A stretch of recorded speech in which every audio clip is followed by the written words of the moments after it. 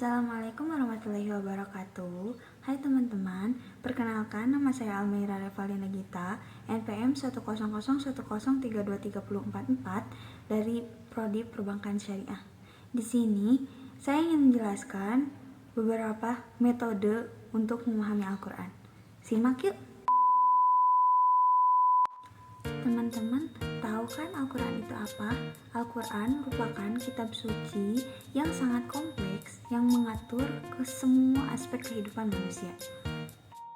Di sini ada beberapa metode memahami Al-Quran yang ingin saya jelaskan. Yang pertama ada memahami ayat dengan ayat.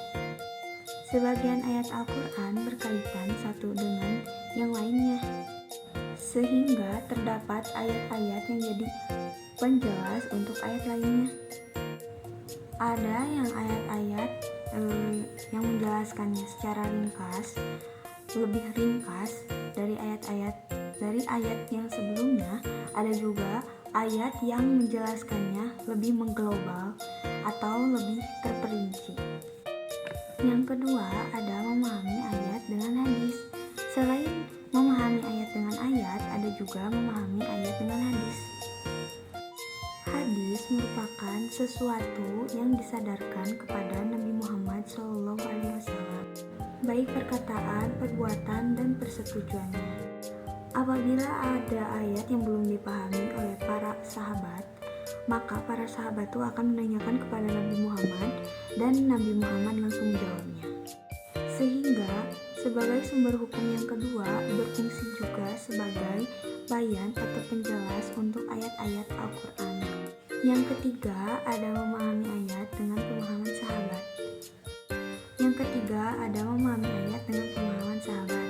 Jadi metode ini dapat digunakan ketika kita mencari ayat dan si ayatnya itu belum ditemukan di dalam ayat lainnya atau di dalam hadis lainnya.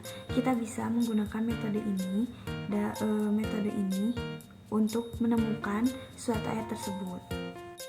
Yang keempat, memahami ayat dengan asbab an-nuzul. Asbab an-nuzul secara bahasa dapat diartikan sebagai sebab-sebab turunnya sesuatu. Ayat-ayat Al-Quran apabila dilihat dari sisi asbab an-nuzul dapat dikelompokkan menjadi dua, yaitu ayat-ayat yang diturunkan tanpa asbab an-nuzul dan ayat-ayat yang diturunkan dengan adanya sebab atau adanya asbab an-nuzul. Dan yang terakhir ada memahami ayat dengan gramatika bahasa Arab. Kenapa sih harus dengan gramatika bahasa Arab? Karena Al-Quran diturunkannya dalam bahasa Arab. Dan untuk memahaminya maka harus dipahami kaidah-kaidah atau gramatika bahasa Arab, baik nahwu, shoroh, dan lainnya. Sekian penjelasan dari saya, mohon maaf bila ada salah kata. Semoga bermanfaat bagi kita semua. Terima kasih buat semuanya. Wassalamualaikum warahmatullahi wabarakatuh.